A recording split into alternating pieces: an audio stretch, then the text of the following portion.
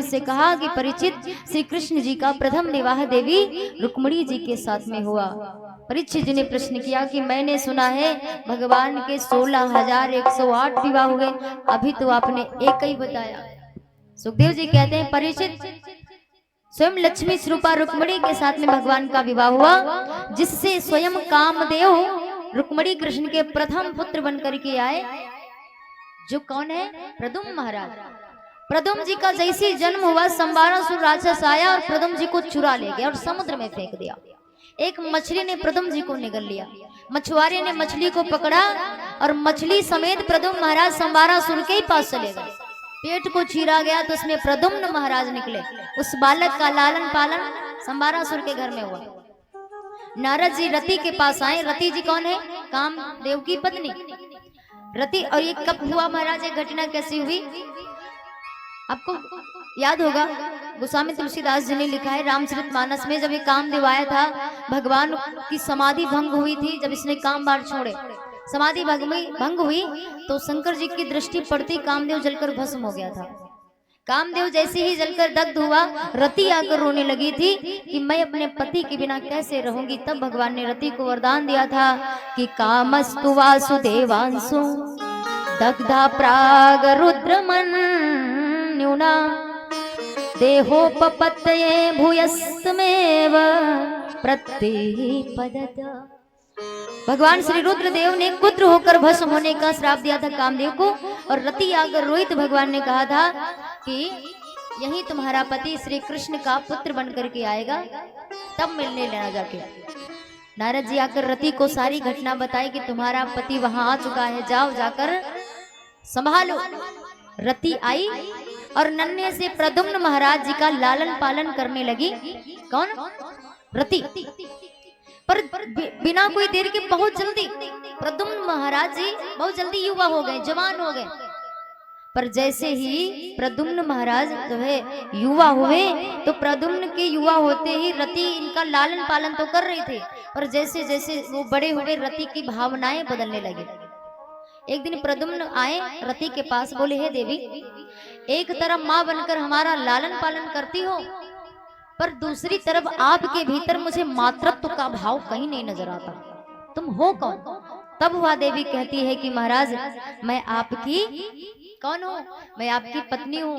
अरे जो संबारासुर है ना, सबसे बड़ा शत्रु आपका है, जन्म होते ही आपको चुरा ले गया था। आप स्वयं श्री कृष्ण वासुदेव के पुत्र हो। जैसे प्रद्युम्न को याद आया, उसी वक्त संबारासुर को ललकारा और सेना सैन्य शक्ति के साथ में संबारासुर का संहार करके रति के साथ में आए प्रद्युम्न जी। अब बताओ, जन्म से ही शिशु छोड़ के चला गया था, जन्म से ही। आज लड़का मतलब पुत्र लौट करके आया भी तो जवान, और भी बहू को लेकर रुक्मिणी जी दुगनी खुश हैं, आरती उतारी। तो प्रथम विवाह भगवान का रुक्मिणी जी के साथ हुआ। दूसरा विवाह किसके साथ हुआ आपको विस्तार से बताऊं? बस जल्दी जल्दी बता दूं। बताओ, विस्तार से बताऊं या जल्दी बता दूं? कि जल्दी बता दूं? विस्तार से बता। अच्छा, तो दूसरा विवाह भगवान का हुआ। 17 था। ये सूर्य देव का पुजारी था। तो सूर्य देवता ने प्रसन्न होकर के इसको एक मणि दी थी, बड़ी सुंदर सी मणि है। और वह मणि कोई साधारण नहीं थी, ये मणि 8 भार सोना रोज देती। कितनी? 8 भार सोना ये रोज देती है, ये इसकी विशेषता है। कुछ यदुवंशी गए और भगवान के पास जाकर बोले कि देखो ये जो मणि है, मणि का नाम था समयंतक। कहा महाराज इस मणि को आप हमारे द्वारकाधीश को दे दो, उन पर ज्यादा जचेगी। सत्राजीत ने कहा कि क्यों दे दे, तो यदुवंशी वहां से चले गए। एक दिन सत्राजीत का छोटा भाई था प्रसेन, इसी चमचमती हुई मणि को गले में धारण कर पहनकर ये शिकार खेलने गया, और एक शेर ने हमला कर दिया।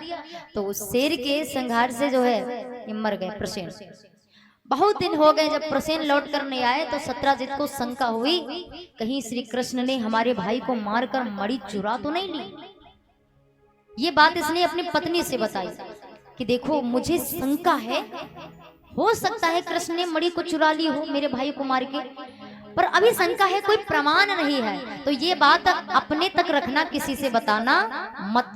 पर महिलाओं की आदत महिलाओं की आदत कि कोई बात इनको कानों से सुनाई पड़ जाए, जब तक ये दो चार जनों से बताएंगे, जनों नहीं, दो चार जनी से बताएंगे नहीं, तब तक इनका भोजन हजम नहीं होता। इनको बुखार कहो आ जाए, जब तक ये बताए ना।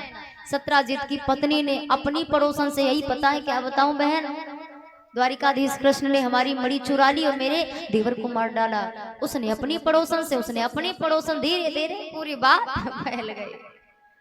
अब लोग लगे गरियाने, कृष्ण को ही उल्टा सीधा कहने लगे। लोग कहते हैं कि देखो बात सही है, बचपन की आदत भैया जाती नहीं है, बचपन की आदत इतनी जल्दी जाती नहीं है। पहले तो माखन चुराता था, अब थोड़ा सयाना हो गया, हीरे जवाहरात चुराने लगा। लोग जो है भगवान को दोषी। अब भगवान ने कहा अरे राम राम, ये कलंक लग गया मुझ पर, हम तो कुछ जानते भी नहीं। सोई भगवान मणि ढूंढने निकल पड़े। देखा एक शेर मरा पड़ा हुआ है, गुफा, गुफा के भीतर जो ही भगवान घुसे, जामवंती उस मणि के साथ खेल रही थी। जामंत ने ललकारा कौन है, ऐसे ही घुसा चला आ रहा है ना, बिना अनुमति और कोई नियम तक नहीं। तो भगवान और जामवंत जी में युद्ध हुआ और ये युद्ध 27 दिन तक चला। 27 दिन तक जामवंत जी ने मुक्का मारा भगवान के सीने पर, सोई भगवान ने 2 मुक्के जड़ दिए, 2 ही मुक्कों में एकदम धराशायी हो गए। छाती पर चढ़कर भगवान बैठ गए। जामवंत जी ने हाथ जोड़े, बस बस प्रभु प्रभु, बस बस कृपा कृपा, मैं जान गया कि आप ही हमारे त्रेता युग के श्री रामचंद्र हो, मैं जान गया, बस सरकार बस। प्रणाम किया भगवान को। भगवान कहते हैं बहुत भारी कलंक लगा है, ये मणि हमें दो, हम जाएं द्वारिका, ये कलंक मिटाएं।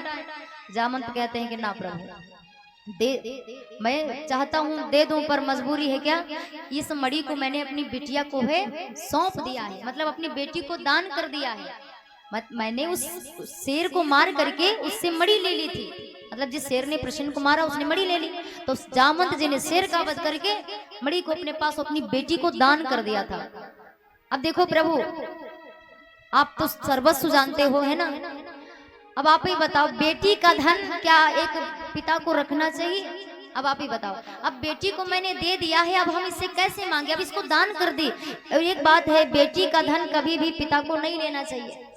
अब बताओ मैं क्या करूं? तो भगवान बोले अब कुछ सोचना तो पड़ेगा, नहीं दोगे तो कलंक। तो जामवंत ने कहा कि एक उपाय है प्रभु, एक काम करो, हमारी पुत्री के साथ, हमारी कन्या के साथ आप विवाह कर लो।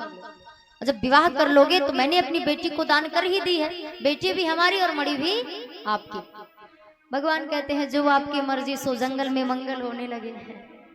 जंगल में मंगल हो गया। जामवंती जी को लेकर के भगवान आए और मणि को जब सत्राजित को दिया तो सत्राजित बड़ा लज्जित हुआ। अब वही लोग हैं, पहले भगवान को कह रहे थे बचपन की आदत जाती नहीं, अब हीरे जवाहरात चुराने लगा। अब वही लोग पलट गए, अब उल्टे सत्राजित को लगे गरियाने। देखो बात सही है, ये सत्राजित बड़ा दुष्ट है। देखो हमारे, अरे हम तो पहले से ही जानते थे कि हमारे भगवान ने मणि नहीं चुराई है, ये तो सत्राजित ने झूठ मूठ का जो है इल्जाम लगा दिया। वही लोग हैं भैया, इसीलिए लोगों पर जाओगे तो जीवन में कुछ नहीं कर पाओगे। ये लोग हैं गिरगिट जैसे रंग बदलते हैं। भगवान बोले देखो, पहले क्या कह रहे थे, अब मणि रखो। सत्राजित ने कहा सरकार, ये लोग हमें ताने मार मार के मार डालेंगे, इससे बचने का एक ही रास्ता है, हमारी बेटी है सत्यभामा, इससे विवाह कर लो। भगवान बोले जैसे तुम्हारी मर्जी। सो सत्यभामा जी के साथ में भगवान का तीसरा विवाह हुआ। सत्राजित ने कहा कि सरकार, इस मणि को मैंने अपनी बेटी को सौंप दी है, इस मणि को आप ही रखो। भगवान बोले ना ना ना ना ना, इस मणि को हम नहीं रखेंगे, यही लोग फिर पलट जाएंगे और कल को जो हमें चोर कह रहे थे ना, आज तुम पर उंगली उठा रहे, और कल को ये कहेंगे कि कृष्ण ने मणि के लालच में सत्राजित की बेटी के साथ में विवाह किया। यही लोग फिर कहेंगे, इसीलिए ना, हमें मणि नहीं चाहिए। अरे प्रभु, मैंने अपनी बेटी को दे दी है, अब मैं इसको कैसे वापस रख सकता हूँ? भगवान बोले एक उपाय है क्या, एक काम करो, इस मणि को आप अपने पास रखो और 8 भार सोना जो ये देती है ना, ये समय समय पर हमारी द्वारिका भिजवाते रहना, इसका खजाना हम रखेंगे, मणि तुम्हारे घर में रहेगी। इस प्रकार तीसरा विवाह भगवान का किसके साथ हुआ? यजमान जी, किसके साथ हुआ? अब वही बात याद आती है, भगवान ने 2 कान काहे दिए, एक कान से कथा सुनो, दूसरे से फट से बाहर निकाल दो। तीसरा वो किसके साथ हुआ डॉक्टर जी? हाँ, सत्यभामा, जोरदार तालियां बजा दीजिए। और चौथा विवाह भगवान का हुआ किसके साथ? एक दिन भगवान द्वारिका से दिल्ली जाते हैं। ये जो दिल्ली है ना हमारा, दिल्ली का प्राचीन नाम है इंद्रप्रस्थ नगरी। तो भगवान अपनी द्वारिका से इंद्रप्रस्थ नगरी जाते हैं, पांडवों से मिले। एक दिन अर्जुन से कहा, अर्जुन चलो यमुना के किनारे चलो घूमा जाए, वहीं पर बातें करेंगे, विहार करेंगे, आनंद लेंगे। सो रथ पर बैठकर यमुना के तट पर भगवान घूम ही रहे थे कि एक श्रीमती, एक देवी जी तपस्या कर रही थी। तब करते हुए देखा। भगवान अर्जुन से कहते हैं, अर्जुन जाओ देखो कोई देवी जी हैं, देखो उनका परिचय पूछो, ये क्या चाहती हैं, काहे तपस्या कर रही है और किस देवता को मनाने के लिए जो इतनी कठिन तपस्या। सो अर्जुन गए, देवी आप कौन हो और यहाँ एकांत में काहे लिए बैठी हो? तब उस कन्या ने उत्तर दिया कि महाराज अहम देवसी सवितुर्दुहिता पतिमेच्छति विष्णुं वरेण्यं वरदं तपः परम स्थिता। महाराज मैं सविता की दुहिता हूँ और मेरा नाम क्या है? कालिंदी। मेरा नाम है कालिंदी महाराज। मैं द्वारिकाधीश श्री कृष्ण को पति रूप में पाने के लिए तपस्या कर रही हूँ। जैसी अर्जुन ने सुनी, अर्जुन आए बोले, कन्हैया आजकल तेरा बृहस्पति बड़ा जोर का चल रहा है, श्रीमती जी तुम्हें पाने के लिए तपस्या। अरे ऐसी बात है? अरे तब तो अर्जुन चलो परिचय कराओ। सो अर्जुन आए और अर्जुन ने दोनों का पाणी ग्रहण संस्कार कर दिया, एक दूसरे को हाथ दे दिया। कालिंदी जी को लेकर भगवान द्वारिका आए। देवी देवकी जी तो बहुओं की आरती उतार उतार के एकदम बौखलाई जा रही, लाला कितनी लाएगा, अब बस कर, अब इतने विवाह। तो चौथा विवाह किसके साथ हुआ? कालिंदी जी के साथ में। यही नहीं, चौथा 4 हो गए ना, गिनती करते रहना, ये 8 विवाह और बाकी 16,100 ये भी बताएंगे। 4 विवाह हो गए। कौन कौन? रुक्मणी, जाम्बवती, सत्यभामा और कालिंदी। 5वां विवाह सरकार का हुआ। अवंती उज्जैन के राजा थे, कौन से? विंध्य और अरविंद, ये दोनों सगे भाई थे, विंध्य और अरविंद। इनकी बहन का नाम था मित्रवृंदा। मित्रवृंदा नाम था इनकी बहन का। अच्छा, राजनैतिक लाभ पाने के लिए ये अपनी बहन मित्रवृंदा का विवाह दुर्योधन के साथ में करवाना चाह रहा था, पर ये बेचारी माला जप रही है किसके नाम की? ये माला जप रही है कृष्ण जी के नाम की, और वो दुर्योधन से विवाह कराना चाह रहा है कि हमारी बहन इनकी जो है हो जाएगी तो राजनैतिक लाभ होगा, इनके रिश्तेदार हो जाएंगे। सो स्वयंवर था, बड़े राजा महाराजा बैठे हुए थे। सो मित्रवृंदा गई, द्वारिकाधीश खड़े थे, जाकर उन्हीं के गले में वरमाला पहना दी। विंध्य और अरविंद ने जब इसका विरोध किया, सोई भगवान ने रुक्मणी के भांति ही मित्रवृंदा का हरण करके अपनी द्वारिका ले गए। ये 5वां विवाह हुआ मित्रवृंदा के साथ में। एक थे महाराज, बड़े ही कौशल नरेश थे, बड़े ही सुंदर स्वभाव, सरल स्वभाव की, जिनका नाम था नग्नजित, जिनकी बेटी का नाम है सत्या देवी। इनकी प्रतिज्ञा थी, इनके यहाँ महाराज 7 बड़े ही बलिष्ठ बैल हैं।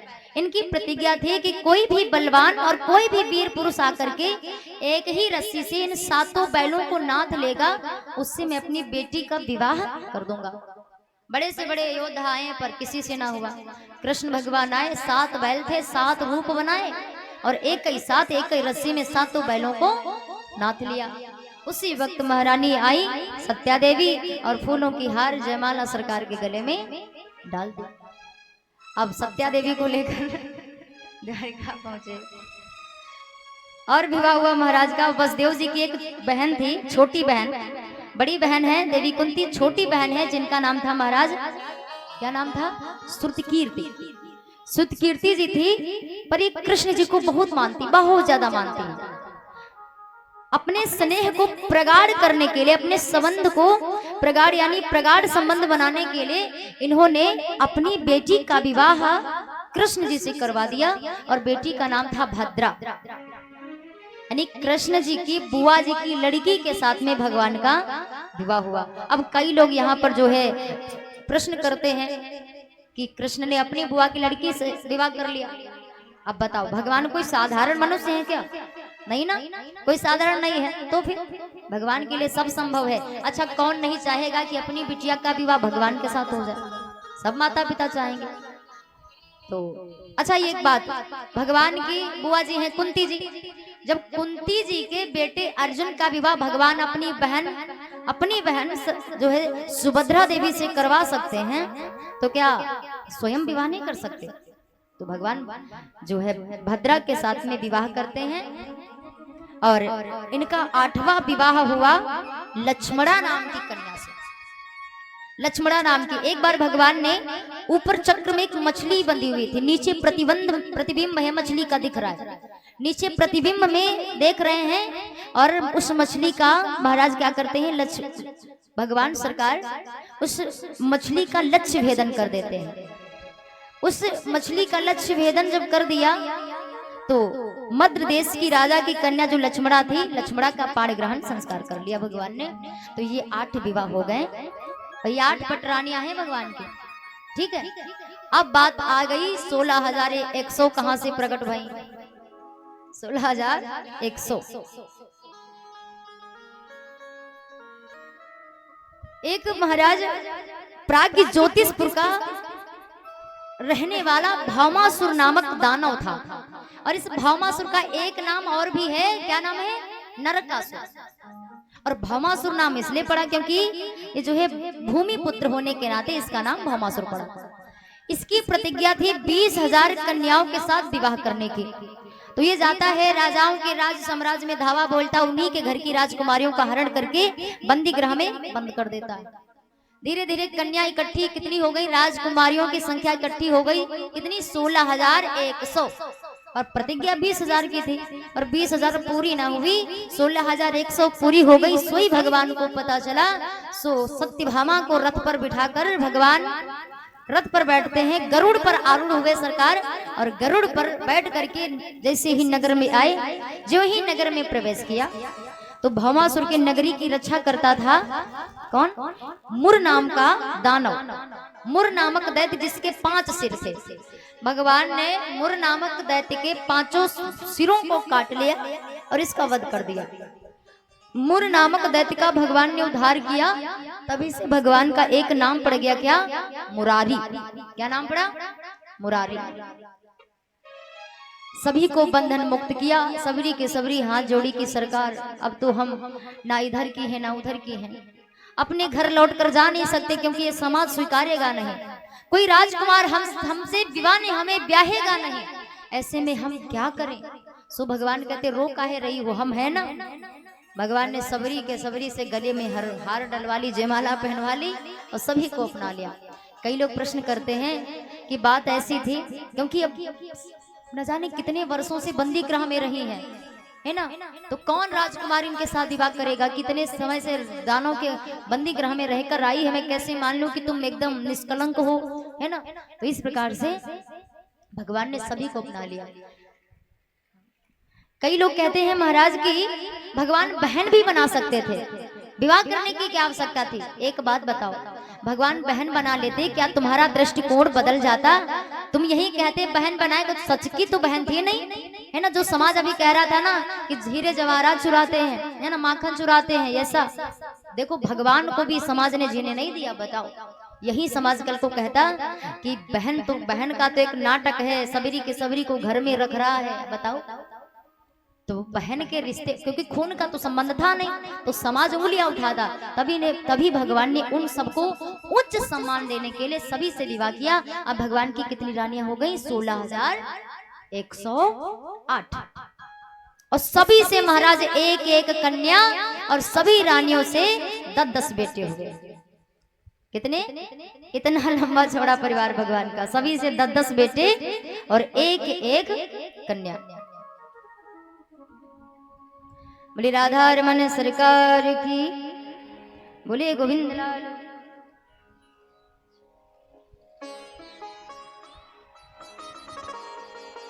बोले सच्चिदानंद भगवान की जय। इस प्रकार अनन्य लीलाएं कहते हुए कहते हैं सुखदेव जी, प्रदुम्न के बेटे अनिरुद्ध का विवाह, पहला विवाह रुक्मी की नातिन के साथ हुआ, यानी रुक्मणी का जो भाई है, रुक्मी की जो नातिन है उसके साथ में अनिरुद्ध का विवाह हुआ। और इनका दूसरा विवाह किसके साथ हुआ?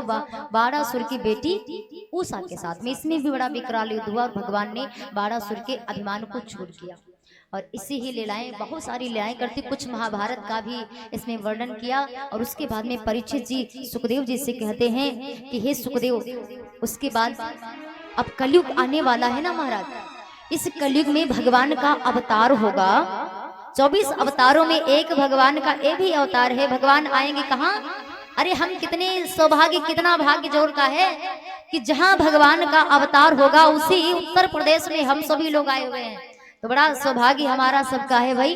भगवान आएंगे उत्तर प्रदेश के मुरादाबाद जिले में, विष्णु यश नामक ब्राह्मण के यहाँ भगवान का, और संबलपुर नामक तहसील होगा। विष्णु यश नामक ब्राह्मण होंगे जिनके यहाँ भगवान पुत्र बनकर के आएंगे। और भगवान कोई बाल लीला नहीं करेंगे, जन्म लेते ही बड़े हो जाएंगे। श्वेत घोड़े पर, इस श्वेत घोड़ा इनका वाहन होगा। और जो 8 चिरंजीवी हैं इनके साथ मिल करके भगवान जो है कलयुग नामक राक्षस का वध करेंगे।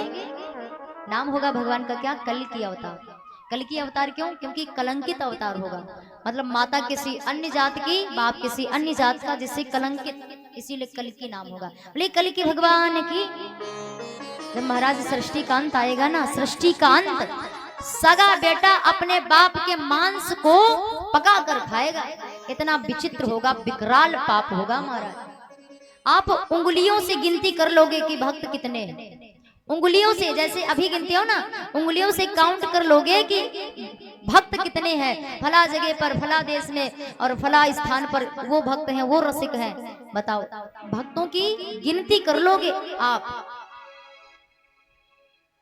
बताओ, ऐसा समय आएगा कहीं भक्ति रही नहीं जाएगी। अरे कथाएं भागवत, अब आज ही देख लो, कथाएं होती, लोग डंडा चटकाने लगते हैं, लाठी डंडा, गाली गलौज कथा के बीच में हो जाता है। अब सोचिए, जब अभी ये दशा, भी कलयुग की उम्र ही क्या है, जब कुछ 5-5.5 हजार वर्ष बीता है, मान लेते हैं 6,000 वर्ष, अभी जब 6,000 वर्ष में ये दशा है, और जब उम्र है 4,32,000 वर्ष का अंत आएगा महाराज, तब क्या होगा? परीक्षित जी घबराए। सुखदेव जी कहते तुम काहे घबरा रहे हो? 7 दिन से अमृत पिला रहे हैं और तुम मौत से घबरा रहे हो। उसी वक्त 7 दिन की कथा सुनी और एक फल दिया, कहा परीक्षित इस फल को पान करो। और समीक ऋषि के, जो ऋषि कुमार यानी समीक ऋषि के बेटे ने जो श्राप दिया था, वही सर्प, तक्षक सर्प कीड़े का रूप लेकर जो फल दिया था ना सुखदेव जी ने, उसी फल में जाकर घुस गया। जैसे फल में प्रविष्ट हुआ, परीक्षित जी ने उस जैसे फल को खाया, उनकी मृत्यु हो गई। और इस प्रकार परीक्षित जी को परम गति प्रदान करी भगवान ने। और महाराज ये 18,000 श्लोकों की पावन संहिता को प्रकट किया। और श्रीमद् भागवत में 12 स्कंद हैं, भगवान के 24 अवतारों का वर्णन है, 18,000 श्लोक हैं, 335 अध्याय हैं। जोर से बोलेंगे श्रीमद् भागवत महापुराण।